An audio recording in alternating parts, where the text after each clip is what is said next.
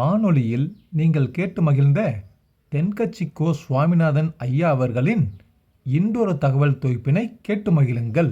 ஒரு பெரிய கிராமம். அந்த கிராமத்தில் ஒரு பண்ணையார் வீடு. அதுதான் அந்த கிராமத்திலே பெரிய வீடு. ஒரு நாள் ஒரு திருடன் அந்த கிராமத்துக்கு வந்தான். சுற்றி பார்த்தான். அந்த பண்ணையார் வீடு கண்ணில் பட்டுது. இன்னைக்கு ராத்திரி இந்த வீட்டில் தான் நம்ம தொழிலை ஆரம்பிக்கணும் அப்படின்னு சொல்லி அவன் முடிவு பண்ணிக்கிட்டான். ஏன்னா அதுதான் அந்த கிராமத்திலே கொஞ்சம் பெரிய வீடு. அங்கே தான் அவன் எதிர்பார்க்குறது ஏதாவது கிடைக்கும் அப்படிங்கிறது அவனுடைய முடிவு. நடு ராத்திரி அவன் மெதுவாக சுவரேறி குதித்து அந்த பெரிய வீட்டுக்குள்ளே புகுந்தான். அங்கே போய் பார்த்தா முக்கியமான இடங்கள்ல எல்லாம் காவலுக்கு ஆள் நின்றுக்கிட்டு இருக்கிறாங்க ராத்திரி நேரத்தில். சரி, இந்த வீட்டில் நம்மால் திருட முடியாது அப்படின்னு முடிவு பண்ணிட்டு மெதுவாக வந்த வழியிலேயே திரும்பி வந்தான். அந்த சமயத்தில் காலில் ஏதோ தட்டுப்பட்டுது. என்னது அப்படின்னு சொல்லி குனிஞ்சு பார்த்தா அங்கே ஒரு பெரிய வெங்காய மூட்டை அடுக்கி வச்சிருக்கிறாங்க. சரி, வந்ததுக்கு வெறுங்கையோடு திரும்ப வேண்டாமே அப்படின்னு சொல்லி கையில் இருந்த ஒரு பெரிய பை நிறைய அதை அள்ளி போட்டுக்கிட்டான். வெங்காயத்தை போட்டுக்கிட்டு புறப்படுற சமயத்தில் கப்புன்னு கழுத்தில் ஒரு கை வந்து விழுந்தது. ஆள் மாட்டிக்கிட்டான். அதாவது காவலாளிகள் அவனை பிடிச்சி வச்சுக்கிட்டாங்க. மறுநாள் காலையில் அந்த திருடனை பண்ணையார் முன்னாடி கொண்டுட்டு போய் நிறுத்தினாங்க. ஐயா, இந்த ஆள் ராத்திரி நம்ம வீட்டில் திருடுறதுக்காக வந்தான். வெங்காயத்தை அள்ளிட்டு புறப்படுறப்போ மாட்டிக்கிட்டான் அப்படின்னாங்க. அவர் பார்த்தார். என்னப்பா இவங்க சொல்கிறது உண்மைதானான்னு கேட்டார். ஆமான்னு ஒத்துக்கிட்டான் அந்த ஆள். பண்ணையார் அதுக்கப்புறம் கொஞ்சம் யோசனை பண்ணார். அப்புறமா தீர்ப்பு வழங்கினார். இதை பாருப்பா, நீ இங்கே திருட வந்தது குற்றம். அதுக்காக நீ 100 ரூபாய் அபராதம் செலுத்தணும், அல்லது 100 கசையடிகள் வாங்கணும். அதுவும் இல்லைன்னா நீயே திருடுன அவ்வளவு வெங்காயத்தையும் பச்சையா என் கண் முன்னாடியே சாப்பிட்டுடணும். இதில் எந்த தண்டனையை ஏற்றுக்கிறது அப்படிங்கிறத பற்றி நீயே யோசனை பண்ணி முடிவு எடுத்துக்கலாம் அப்படின்னு சொல்லிவிட்டார். அதாவது இவனே முடிவு பண்ணிக்க வேண்டியது. 100 ரூபா பணம் கட்டுறியா, இல்லது சாட்டை அடி வாங்குறியா, அல்லது வெங்காயத்தை சாப்பிட்றியா, இதுதான் அவர் கொடுத்தது. நீயே முடிவு பண்ணி சொல்லுன்னு விட்டார். திருடன் கொஞ்சம் நேரம் யோசனை பண்ணி பார்த்தான். அவனுக்கு இருக்கிறதுலே ரொம்ப சுலபமாக தெரிஞ்சது இந்த வெங்காயத்தையே சாப்பிட்டுட்றேன்ட்டான். ஐயா, நான் இந்த வெங்காயத்தையே சாப்பிட்டுட்றேன், அதுதான் எனக்கு கொஞ்சம் சுலபமாக தெரியுதுன்னா சரின்னு விட்டார் பண்ணையார்.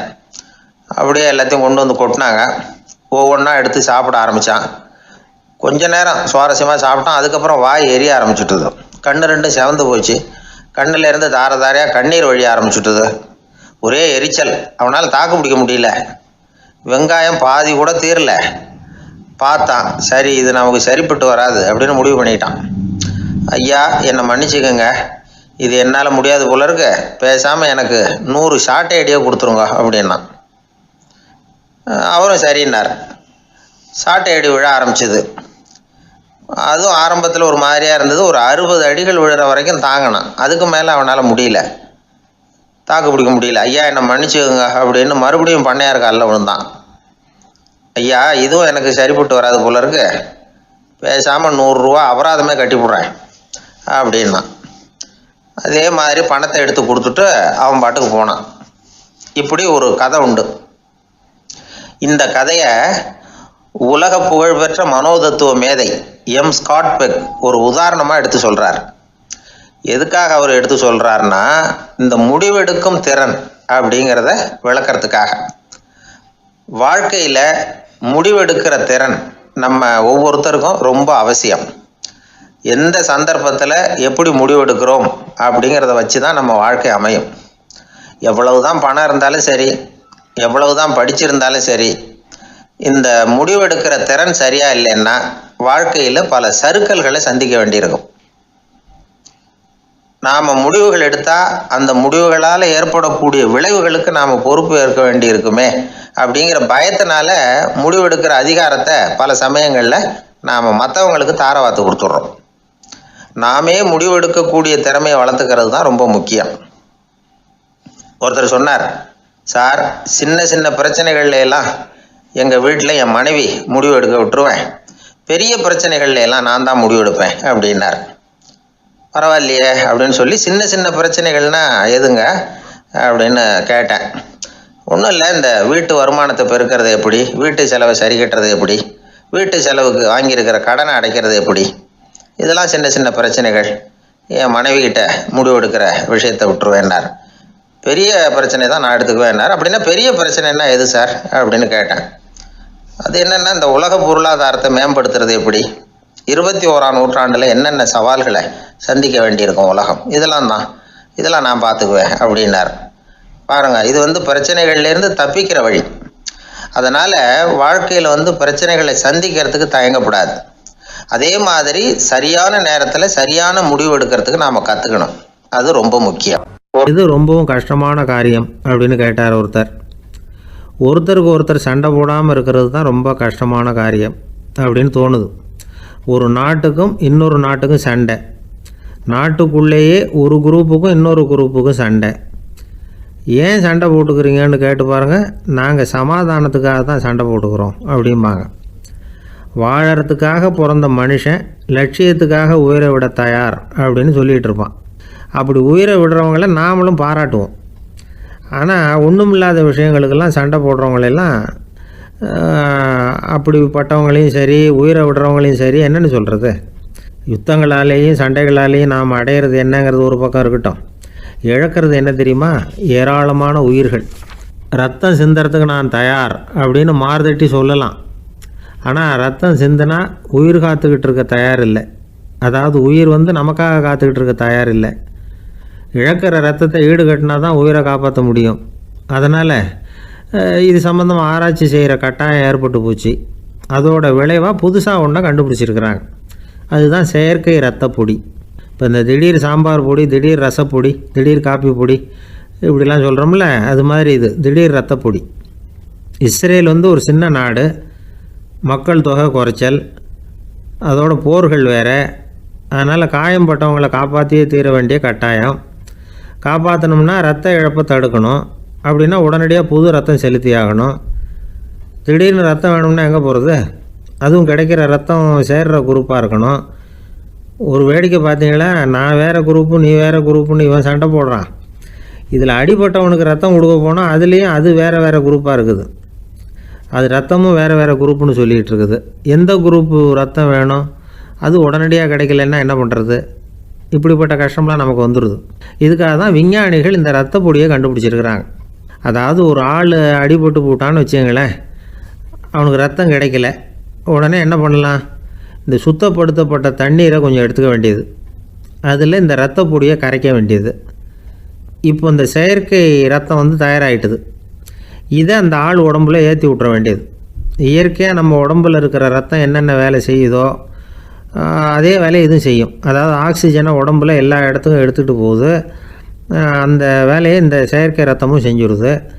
ஆனால் ஒரு விஷயம், இந்த செயற்கை ரத்தம் ஒரு அவசரத்துக்கு தான் உபயோகப்படுத்தலாம், ஒரு முதல் உதவி மாதிரி. அதை அப்படியே நிரந்தரமாக விட்டுற முடியாது. பின்னாடி தேவையான குரூப்பு உண்மையான ரத்தம் கிடைச்ச உடனே அதை செலுத்திக்கணும்.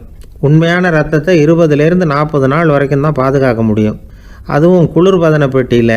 அதுக்குள்ளே உபயோகப்படுத்தலைன்னா அது வீணாக போயிடும். இந்த ரத்த பொடி அப்படி இல்லை, எவ்வளோ நாள் வேணும்னாலும் அப்படியே வச்சுருக்கலாம். குளிர்பதன பெட்டியும் தேவையில்லை. ஆனால் ஒன்று, இது தண்ணியில் கலந்து செயற்கை ரத்தமாக ஆக்கிவிட்டா அதோட வலு 72 மணி நேரம் தான். அதாவது 3 நாள். அதுக்குள்ளே அந்த ஆசாமியை எங்கேயாவது ஆஸ்பத்திரிக்கு தூக்கிட்டு போய் உண்மையான ரத்தத்தை கொடுத்துடணும். சண்டையில் அடிபடுறவங்க, சாலை விபத்தில் அடிபடுறவங்க, இவங்களுக்கெல்லாம் அவசரத்துக்கு கை கொடுத்து உதவுறது இந்த செயற்கை ரத்த பொடி. அதுக்கப்புறம் நாம் கொடுக்குற ரத்தம் தான் அவங்கள காப்பாற்றணும்.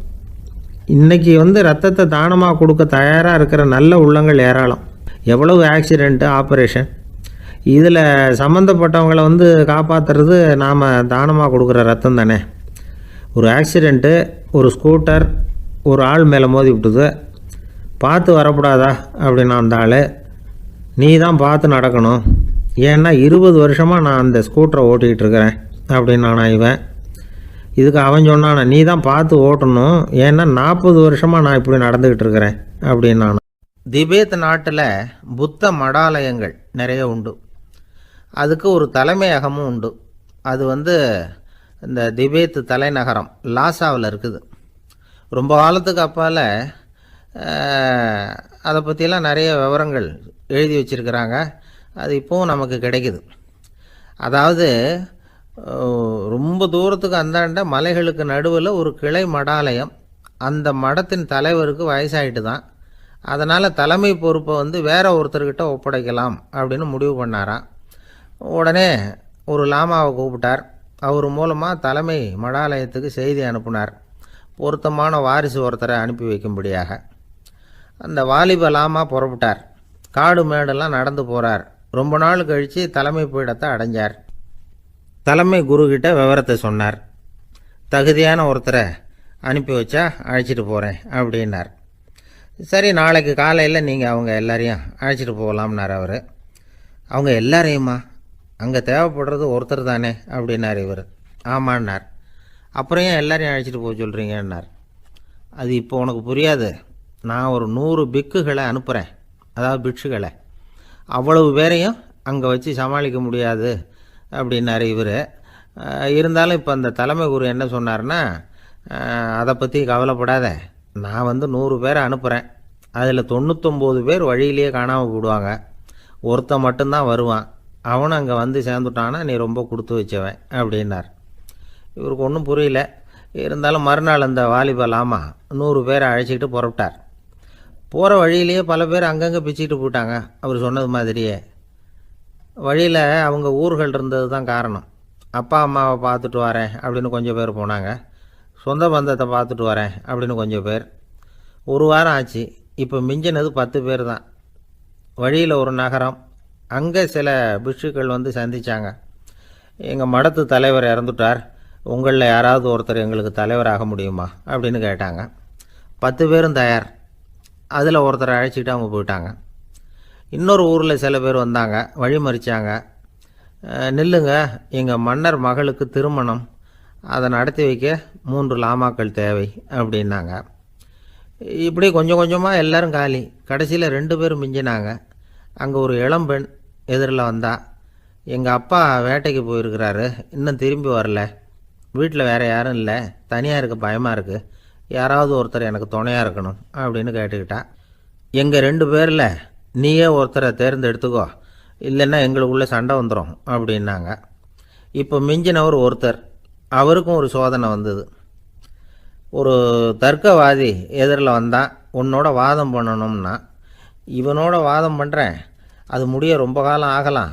தர்க்கத்தில் நான் ஜெயிச்சா அங்கே வரேன், இல்லைன்னா இவருடைய சீடனை ஆகிடுவேன் அப்படின்னார் அவர். கடைசியாக அழைக்க வந்த வாலிப லாமா மட்டும் வெறுங்கையோடு திரும்பி போனார்.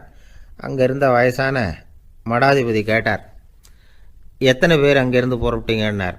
என்னையும் சேர்த்து 101ன்னார் அவர். நல்லது, நீயாவது திரும்பி வந்தியே, அதுதான் எனக்கு போதும். ஏன்னா நீ தான் எனக்கு உண்மையான வாரிசு.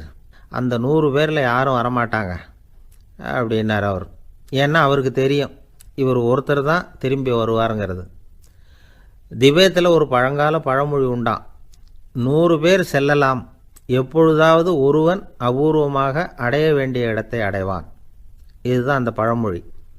ஒரு உன்னதமான இலக்கை அடையணும்னா அது அவ்வளவு சுலபமான காரியம் இல்லை. இந்த காலத்து மடாலயம் ஒன்று, அதில் ஒரு தலைவர், அவருக்கு வயசாகிட்டுது, தனக்கு ஒரு வாரிசை நியமிக்கணும் அப்படின்னு ஆசைப்பட்டார். ரொம்ப கஷ்டப்பட்டு ஒருத்தரை பிடிச்சார். தனக்கு வாரிசாக நியமிச்சுட்டு அவர் சமாதி ஆகிட்டார்.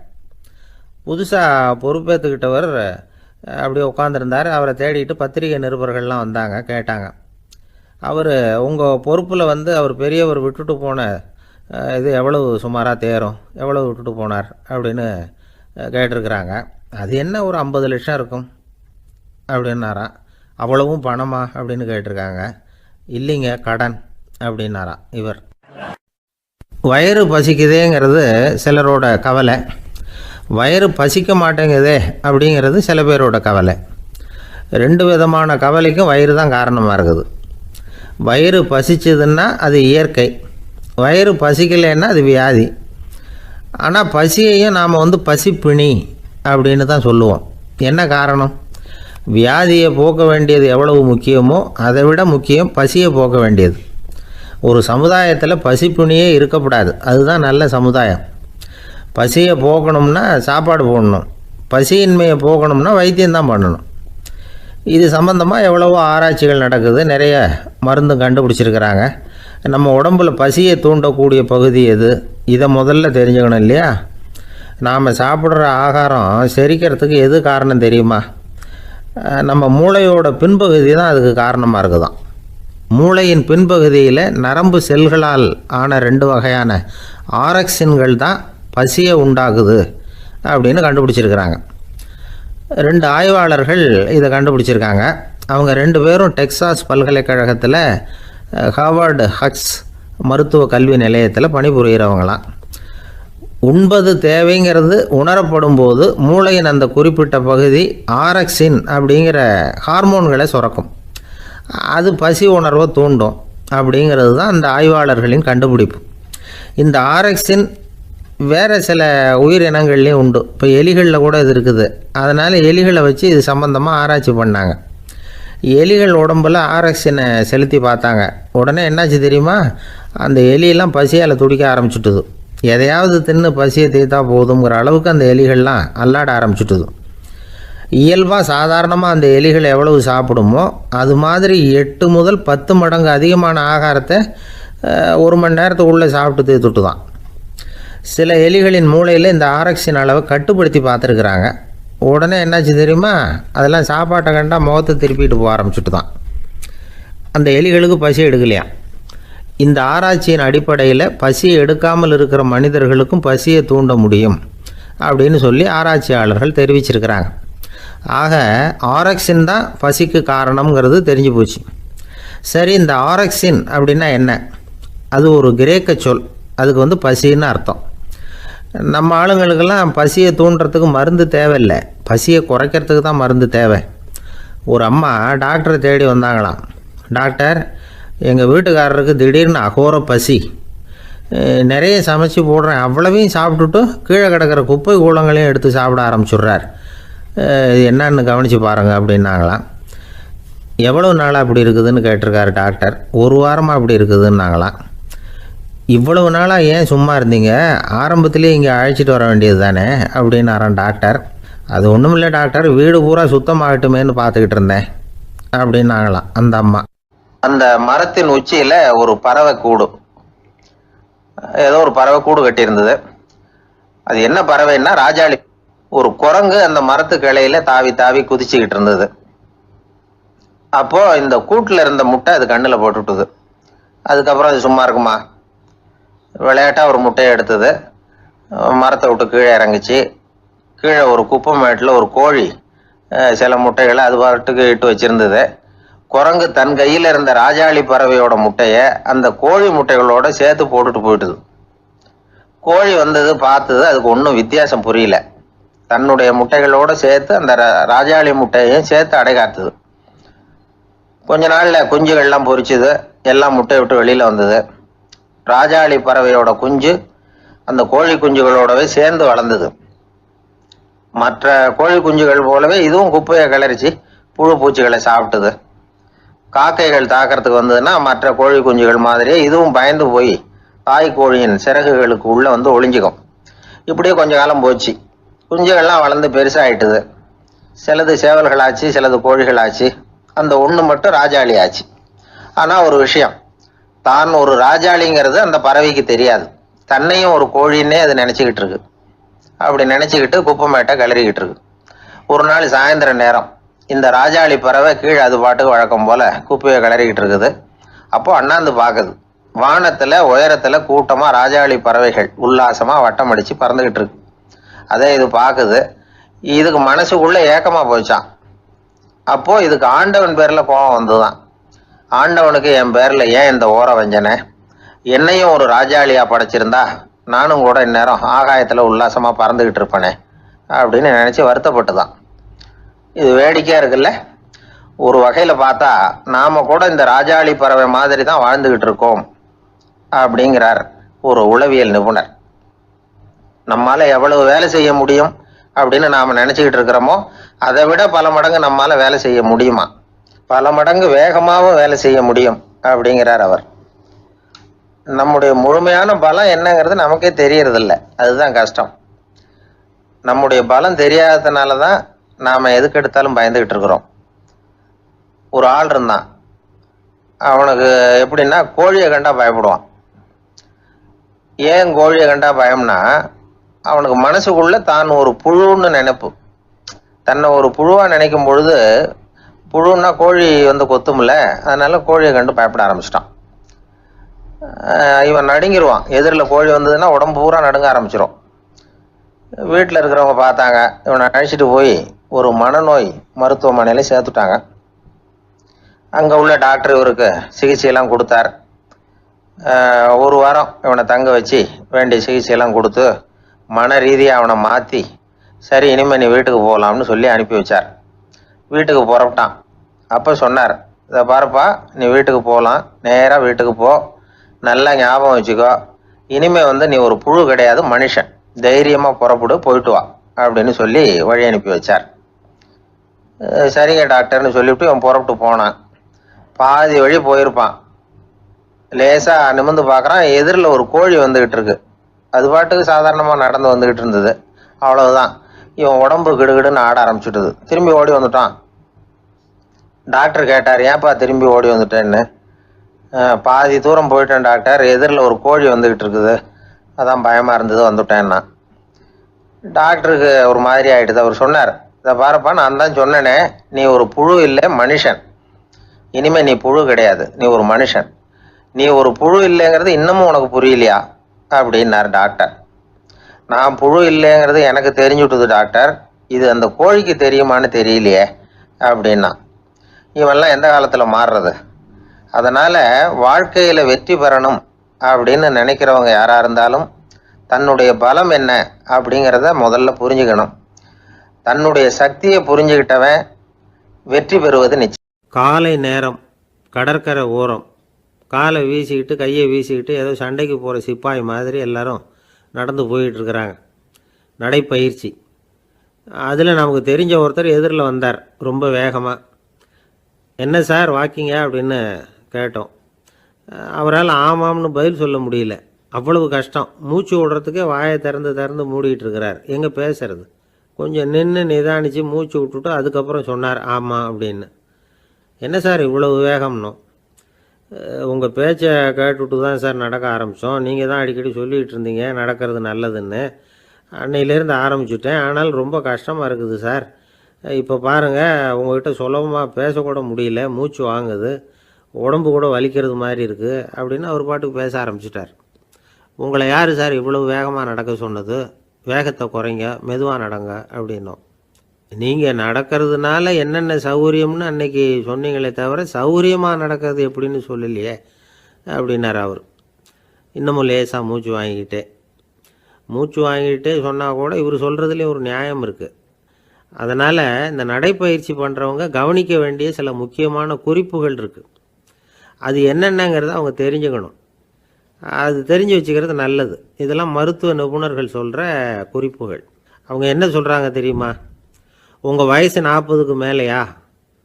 உங்கள் எடை இருக்க வேண்டியதை விட 10 கிலோ அதிகமாக இருக்குதா? நீங்கள் புகை பிடிக்கிறவரா? இதய நோய், இரத்த நாள நோய், உயர் இரத்த அழுத்தம் இப்படி ஏதாவது உங்களுக்கு உண்டா? அப்படின்னா நீங்கள் உங்கள் இஷ்டத்துக்கு வரிஞ்சு கட்டிக்கிட்டு நடைப்பயிற்சி பண்ண ஆரம்பிச்சிடாதீங்க. முதல்ல ஒரு மருத்துவ பரிசோதனை பண்ணிக்கோங்க, அதுதான் நல்லது அப்படின்னு அவங்க சொல்கிறாங்க. நடக்கிறப்போ, உடற்பயிற்சி செய்கிறப்போ மார்பு பகுதியில் அல்லது வேறு எங்கேயாவது தொடர்ந்து வலி இருந்ததுன்னா பயிற்சியை நிறுத்திவிட்டு டாக்டரை போய் பார்க்கணும். நடைப்பயிற்சி பண்ணுறப்போ உங்கள் சக்திக்கு தகுந்த மாதிரி மெதுவாக அதிக கஷ்டம் இல்லாமல் முன்னேறலாம். அங்கே என்ன போட்டியாக வைக்கிறாங்க? முந்திக்கிட்டு போய் என்ன பண்ண போகிறோம்? பரிசா வாங்க போகிறோம். அதனால் நிதானம் அவசியம் அப்படிங்கிறது அவங்க ஆலோசனை. தொந்தரவு கொடுக்காத ஷூ, ட்ரெஸ்ஸு இதுகளை உபயோகப்படுத்துங்க. பாதத்தில் ஆடு தசை இருக்குல்ல, அங்கே ஏதாவது பிரச்சனை இருந்ததுன்னா டாக்டரை பாருங்கள். இந்த பாதத்தில் வலி வரும் அந்த இடத்துல. வெயில் காலமாக இருந்தால் தலைக்கு தொப்பி வச்சுக்கோங்க. பனியில் நடந்தாலும் அப்படி தான், தலையை பத்திரமா பார்த்துக்குங்க. நம்மக்கிட்ட ஏதோ கொஞ்சம் உருப்படியாக தெரியறது அது தானே. உடற்பயிற்சிக்கு முன்னாடி பின்னாடி பயிற்சி செய்கிறப்போ நிறைய தண்ணி குடிக்கலாமா. முதல் 1 மாதத்துக்கு கொஞ்சம் தளர்த்தியாக சாவகாசமாக நடக்கலாம். மணிக்கு 3 அல்லது 4 கிலோமீட்டர் வேகம்னு வச்சுங்களேன். அதுக்கப்புறம் வேகத்தை அதிகப்படுத்தலாம். மணிக்கு 6 அல்லது 8 கிலோமீட்டர் அளவுக்கு நடக்கலாம். நல்லா கையை வீசிக்கிட்டு நடக்கணும். மூச்சு விடுற எண்ணிக்கை அதிகரிக்கணும். இது மாதிரி ஒரு 30 நிமிஷம் நடக்கலாம். தனியாக நடந்து போகிறதுக்கு உங்களுக்கு என்னமோ மாதிரி இருக்குதா? கூட யாரையாவது சேர்த்துக்குங்க. ஒரு குரூப்பாக சேர்ந்து போகலாம். நடக்கிறதுங்கிறத ஒரு சந்தோஷமான சமாச்சாரமாக ஆக்கிக்கணும். தினம் இப்படி நடக்க வேண்டி இருக்குதே அப்படின்னு புலம்பிக்கிட்டே போகக்கூடாது. சில பேர் நடக்கிறப்போ கடந்த காலத்தை அசை போட்டுக்கிட்டே போவாங்க. சில பேர் வருங்காலத்தை அசை போட்டுக்கிட்டே போவாங்க.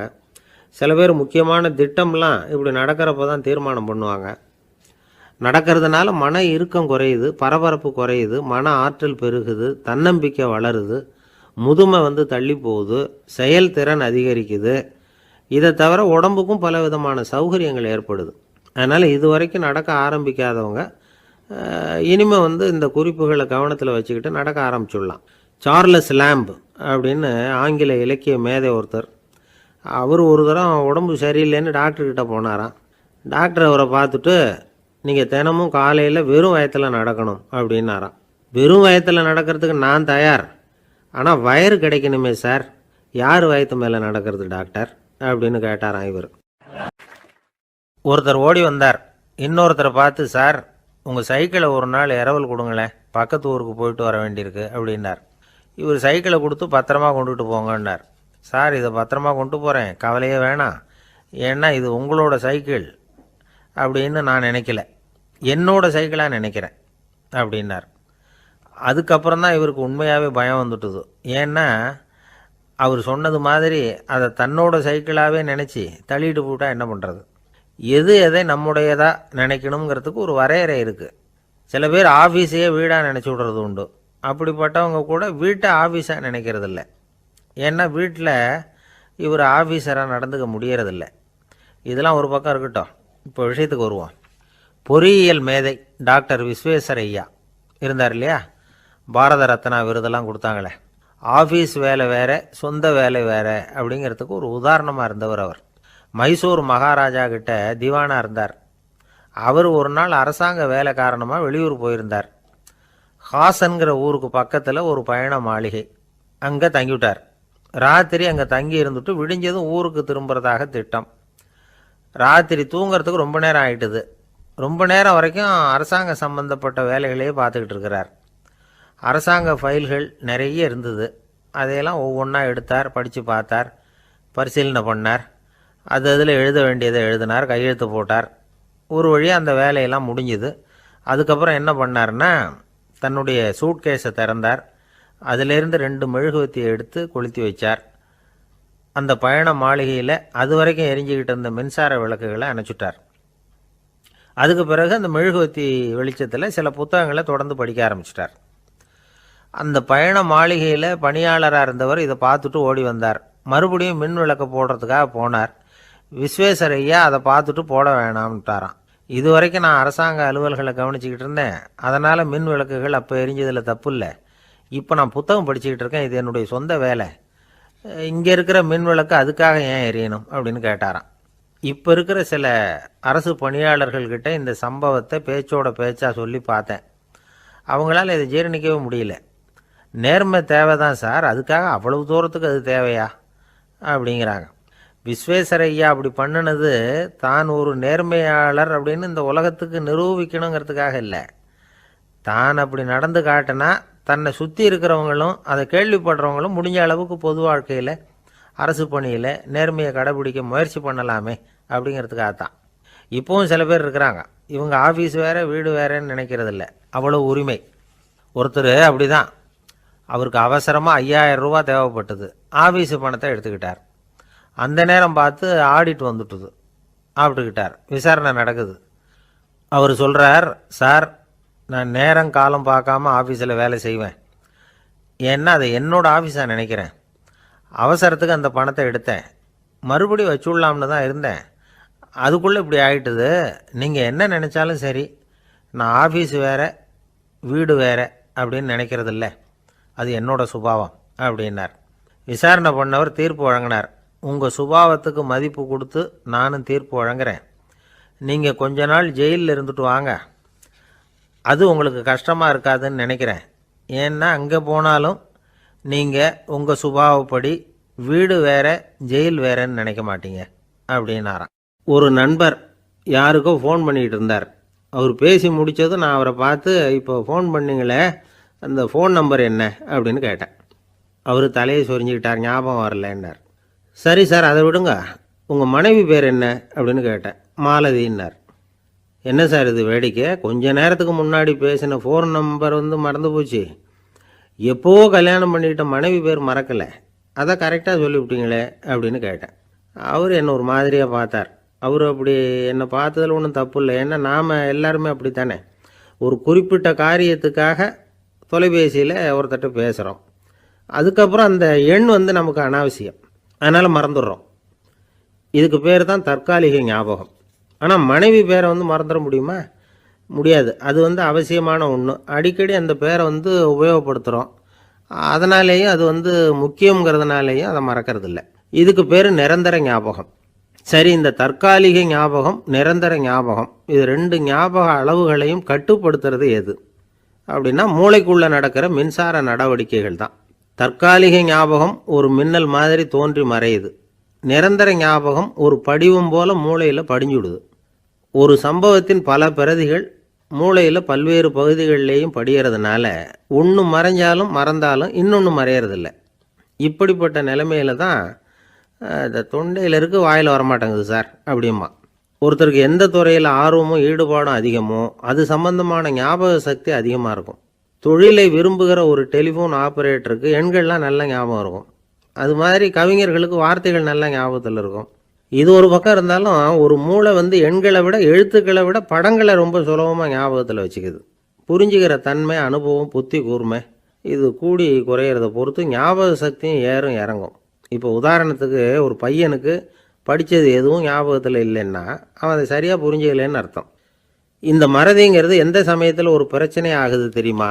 உங்களுக்கு வேண்டியப்பட்ட ஒருத்தரை ஞாயிற்றுக்கிழமை சாயந்தரம் சரியாக 5 மணிக்கு கடற்கரைக்கு வர சொல்லிவிட்டு அந்த நேரத்தை மறந்துவிட்டா அது பரவாயில்ல, வர சொன்னதையே மறந்துவிட்டா தான் நிலைமை மோசம்னு அர்த்தம். இப்படி இருந்தால் இது சிகிச்சை எடுத்துக்க வேண்டிய நிலைமைங்கிறத புரிஞ்சுக்கணும். ஆமாம், இதுக்கும் மருந்து இருக்குது. ஆனால் மூளை குறிப்பிட்ட அளவுக்கும் கீழே இயங்குறப்போவோ இன்னொன்று சொல்லுவாங்க, இந்த நியூரோ டிரான்ஸ்மிட்டர் அப்படின்னு சொல்லுவாங்க. அப்படிங்கிற மூளை ரசாயனம் ரொம்பவும் குறைஞ்சி போகிறப்போ மட்டும்தான் உபயோகப்படும். டாக்டர் என்ன சொல்கிறாங்க தெரியுமா? மூளையை பொறுத்த வரைக்கும் அதில் ஞாபக சக்தி அதிகமாக உள்ள மூளை, மறதி உள்ள மூளை அப்படின்னு ஒன்றும் கிடையாது அப்படிங்கிறாங்க. நினைவு வச்சுக்கிறதுக்கு பயிற்சி அளிக்கப்பட்ட மூளை, பயிற்சியற்ற மூளை அப்படின்னு வேணும்னா சொல்லலாம் அப்படின்னு சொல்கிறாங்க. அதனால் நம்ம ஞாபக சக்திங்கிறது நம்மக்கிட்ட இருக்கிற பயிற்சி, முயற்சி இதை பொறுத்து தான் அமையும். ஒருத்தர் ஒரு பென்சிலை எங்கேயோ வச்சுக்கிட்டு தேடிக்கிட்டு இருந்தார். அப்புறம் என்னமோ தீவிரமாக யோசனை பண்ணி அதை ஞாபகப்படுத்தி பார்த்துக்கிட்டு இருந்தாராம். எதிரில் உட்காந்துருந்தவர் சொன்னார், பென்சிலை தானே தேடிக்கிட்டு இருக்கீங்க, அது உங்கள் வலது காதில் இருக்குது சார் அப்படின்னாராம் அவர். இதுக்கு அவர் சொல்லியிருக்காரு, பென்சிலை வலது காதில் தான் வச்சுருக்கேங்கிறது எனக்கு நல்லா ஞாபகம் இருக்குது, ஆனால் எது வலது காதுங்கிறது தான் மறந்து போச்சு அப்படின்னாராம். அவர் அதை தான் யோசிச்சுட்டு இருந்திருக்கிறார். அளவுக்கு மிஞ்சினால் அமிர்தமும் நஞ்சு அப்படின்னு சொல்லுவாங்க. அது உண்மைதான். ஒருத்தருக்கு அளவுக்கு மீறிய புகழ் வந்துட்டுதுன்னு வச்சுங்க, அது கூட ஆபத்தாக போயிடுறது உண்டு. பழங்காலத்துல எல்லாம் கிரேக்க தேசத்தில் ஒரு பழக்கம் உண்டாம். அதாவது யாராவது ஒருத்தரை நாடு கடத்தணும்னா அதுக்கு ஒரு வழி உண்டு. அதாவது ஒருத்தரை நாடு கடத்தணும்னு மக்கள் விரும்புகிறாங்கன்னு வச்சுங்களேன், அவர் பேரை ஒரு மண்பாண்ட ஓட்டுச்சில்லில் எழுதி அதை ஒரு குறிப்பிட்ட பொது இடத்துல போட்டுற வேண்டியது, அவ்வளவுதான்.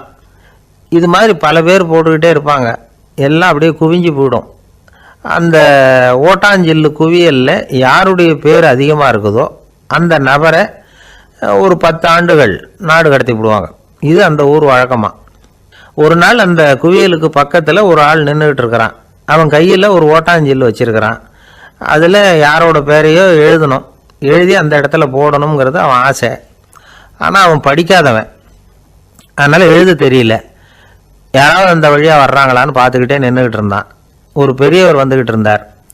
அவர்கிட்ட ஓடினான். கையில் இருந்த மண்பாண்ட சில்லை கொடுத்தான். ஐயா, இதில் ஒரு பேர் எழுதி கொடுங்களேன்னா அந்த பெரியவர் அதை வாங்கி கையில் வச்சுக்கிட்டு, என்ன பேர் எழுதணும் சொல்லு அப்படின்னா. இவன் சொன்னான், அரிஸ்டைடிஸ் அப்படின்னு எழுதுங்க அப்படின்னா. இதை கேட்டதும் அந்த பெரியவருக்கு அதிர்ச்சி. ஏன்னா அவர் தான் அரிஸ்டைடிஸ், தத்துவ மேதை அரிஸ்டைடிஸ் அவர். இருந்தாலும் நான் தான் அதுங்கிறத காட்டிக்காமல் அந்த ஆளுகிட்ட கேட்டார். அது சரிப்பா, அரிஸ்டைடிஸ்ங்கிற பேரை எழுத சொல்கிற, அவர் உனக்கு என்ன கெடுதல் பண்ணார், அவர் பேரை இதில் எழுத சொல்கிறியே அப்படின்னு கேட்டிருக்கார். அதுக்கு இவன் சொன்னானா, அவர் எனக்கு எந்த கெடுதலும் பண்ணலை, அவரை நான் பார்த்தது கூட இல்லை அப்படின்ட்டுருக்கான். அப்புறம் எதுக்காக அவரை நாடு கடத்தணும்னு நீ ஆசைப்படுற அப்படின்னு கேட்டிருக்கார். இப்போ அந்த ஆள் சொல்கிறான், அரிஸ்டைடஸை பற்றி எல்லாரும் பேசுகிறாங்க, அவர் ரொம்ப நல்லவர், அவர் ஒரு பெரிய அறிவாளிங்கிறாங்க, அவர் ஒரு பெரிய வள்ளல், பேரறிஞர், இப்படி எல்லாரும் சொல்கிறத கேட்டு கேட்டு எனக்கு ரொம்ப அலுத்து போயிட்டுது, அதனால தான் வெறுப்பாயிட்டேன் அப்படின்னு நானும். இதிலேருந்து என்ன தெரியுது, நாம் நல்லவனாக இருக்கிறதுல ஒன்றும் இடைஞ்சல் இல்லை. ஆனால் நம்மளை நல்லவன் நல்லவன் எல்லாரும் சொல்ல ஆரம்பிச்சிட்டாங்கன்னு வச்சுக்கோங்க, அப்போ இடைஞ்சல் ஆரம்பம்னு அர்த்தம். எதுவுமே அளவுக்கு மிஞ்சி போகாமல் பார்த்துக்க வேண்டியது ரொம்ப அவசியம்.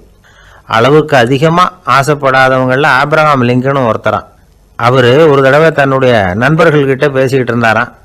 ஒருத்தர் கேட்டிருக்கார், ஒரு மனுஷனுக்கு கால்கள் எவ்வளோ உயரம் இருக்கணும் அப்படின்னு கேட்டாராம். இதுக்கு ஆப்ரஹாம் லிங்கன் சொன்னாராம், அது என்ன இடுப்புலேருந்து தரையை தொடுற அளவுக்கு உயரம் இருந்தால் போதும் அப்படின்னாராம். ஒருத்தன் தன்னுடைய நண்பனை வழியில் பார்த்தான். என்னப்பா லெட்டர் போட்டுனே கிடச்சிதா அப்படின்னா. ஓ கிடச்சிதேன்னா அவன். இவன் உடனே ஏன்டா போய் சொல்கிற, நான் உனக்கு லெட்டரே போடலை, சும்மா தான் கேட்டேன், உடனே கிடச்சிட்டுதுங்கிறியே அப்படின்னா. லெட்டர் போட்டேன்னு நீ போய் சொல்கிறப்போ அது கிடைச்சதுன்னு நான் போய் சொல்லக்கூடாதா அப்படின்னானா அவன். இப்படிப்பட்டவங்க சில பேர் இருந்தால் கூட இன்னைக்கு கடிதம் மூலமாக தொடர்பு கொள்ளாதவங்க இருக்கவே முடியாது. அந்த அளவுக்கு அது அவசியமான ஒன்றாயிட்டுது. இந்த அஞ்சல் அட்டைகள் எப்படி ஆரம்பமாச்சு தெரியுமா? ஆஸ்திரியா நாட்டில் ஒரு பேராசிரியர் இருந்தார். அவர் பேர் இம்மானுவேல் ஹெர்மன். அவர் ஒரு நாள் ஒரு பத்திரிகையில் கட்டுரை எழுதினாராம். இது நடந்தது 1869. அவர் எழுதின கட்டுரையில் மக்கள் அதிகம் செலவு இல்லாமல் ஒருத்தருக்கு ஒருத்தர் தகவல் பரிமாறிக்கிறது எப்படி அப்படிங்கிறத பற்றி எழுதியிருந்தார். அதுக்கு சில யோசனைகளை அவரே எழுதியிருந்தாராம். எப்படின்னா, அந்த கட்டுரையை எல்லாரும் படித்து பார்த்துருக்குறாங்க, அவர் சொன்ன யோசனைகள் என்னன்னு. அது அரசாங்கத்தின் கவனத்துக்கு அது போச்சான். ஆகா, இது அவர் சொல்கிற யோசனை நல்லா இருக்கும் போல் இருக்கு அப்படின்னு அவங்களே நினச்சிருக்கிறாங்க. அவ்வளவுதான். உடனே அந்த யோசனையை நடைமுறைக்கு கொண்டுகிட்டு வந்தாங்களாம். பேராசிரியர் இம்மானுவேல் ஹெர்மனின் யோசனைப்படி அச்சடித்த அரசு முத்திரையோட அரசாங்கம் அஞ்சல் அட்டைகளை வெளியிட ஆரம்பிச்சுதான். 1869 அக்டோபர் 7ஆம் தேதி இது நடந்திருக்கு. உலகின் முதல் அஞ்சல் அட்டை வெளிவந்த நாள் அது. அப்போ தான் அதுக்கு பேர் என்ன தெரியுமா? அதாவது கரஸ்பாண்டிங் கார்டு அப்படின்னு பேராது.